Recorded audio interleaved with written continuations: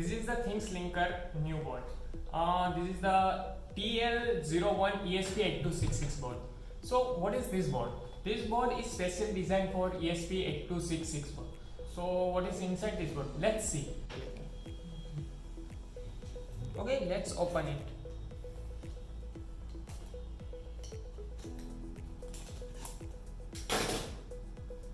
What a time. So you can get one manual, and here it is. So this is the nice blue PCB, and here you get the ESP8266 board connectivity. There are many sensors connectivity. This is one relay module. That means we can deal with AC loads, right? Here one C-type connectivity, so we can use the C-type USB cable and directly plugging and use the power.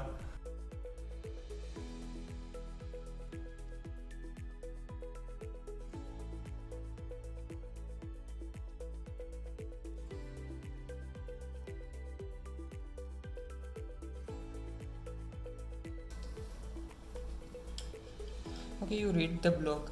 Here it is the output of our board.